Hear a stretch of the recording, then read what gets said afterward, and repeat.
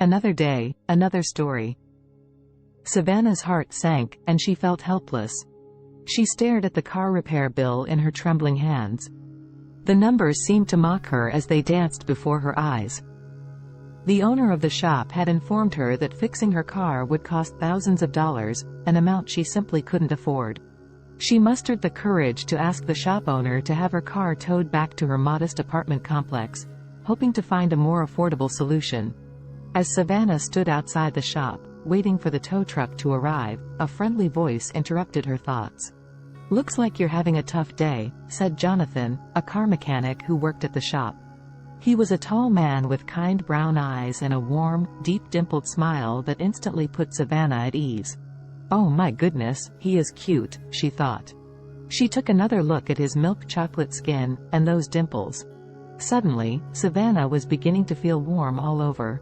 "Yes, it's been frustrating," she replied. Jonathan's gaze shifted to the tow truck that was about to arrive. "Is there anything I can do to help?" he asked sincerely. Savannah sighed, her shoulders sagging. "I wish there was, but the repair costs are simply too high. I don't have that kind of money." Jonathan's eyes narrowed, his mind working quickly. "Tell you what," he said, determination in his voice. "I can take a look at your car myself. Maybe there's something I can do." He paused, thinking while the driver hooked the car up. He then continued, "I can fix it for you," he declared. Savannah's eyebrows furrowed in surprise. "But won't you get in trouble with your boss? He's the one who gave me that outrageous estimate." Jonathan grinned, a mischievous glint in his eyes. "Let me worry about that." Reluctantly, Savannah agreed. She gave him the apartment complex, but not her apartment number. "I hope you are not offended, but I need to be safe," she said. "Yes, of course that is appropriate. You can't give your information to a random stranger." "However, can I remind you I already have it," Jonathan said, showing her the estimate form. "Oh shoot, yeah, you're right.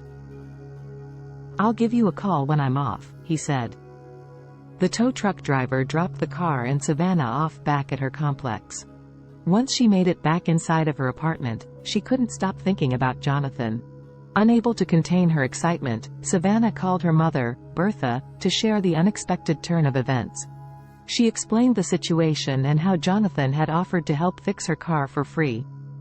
Bertha listened intently, her voice filled with warmth and conviction. "Savannah, that's great," Bertha announced. "Sometimes, God sends us unexpected angels to help." Savannah thought about her mother's words and wondered if she might be right. Just 2 short weeks later, Jonathan had fully repaired the car. Tears welled up in Savannah's eyes as she realized the enormity of what he had done for her. "Jonathan, I can't thank you enough," she whispered, her voice filled with gratitude.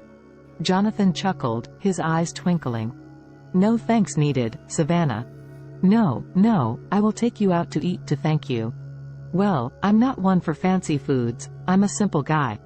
"Okay, I can do simple," Savannah said. They made plans to go out to dinner the following day. Savannah couldn't help but smile at the thought of going out with Jonathan. As the weeks passed, Savannah was growing very fond of her handsome hero. She enjoyed their deep conversations of spiritual matters. She also found out they had a lot in common. After a year of dating, Savannah and Jonathan's bond had grown stronger with each passing day. Their shared experiences, laughter, and unwavering support had deepened their connection, and they found solace in each other's arms. Recognizing the profound love they had for one another, Jonathan knew it was time to take their relationship to the next level. He wanted to spend the rest of his life with Savannah, and he knew he couldn't imagine a future without her. But he also understood the significance of family and the importance of honoring their traditions. With a heart full of nerves and anticipation, Jonathan decided to take the traditional route and call Savannah's mother, Bertha, to ask for her blessing and hand in marriage. It was a bittersweet moment, knowing that Savannah's father had passed away, and Jonathan wanted to honor his memory by involving Bertha in this important step. As he dialed Bertha's number, Jonathan's palms grew sweaty, and his heart raced with both excitement and a tinge of anxiety. Bertha's warm voice greeted him on the other end, and he took a deep breath before pouring out his heartfelt intentions. Miss Bertha, it's Jonathan, he began, his voice steady but filled with emotion. I hope you're doing well. I wanted to speak with you today because Savannah and I have reached a point in our relationship where I would like to ask for your daughter's hand in marriage. Silence hung in the air, and Jonathan held his breath, waiting for a response.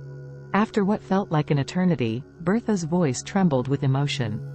Jonathan, my dear boy, she said, her voice choked with tears.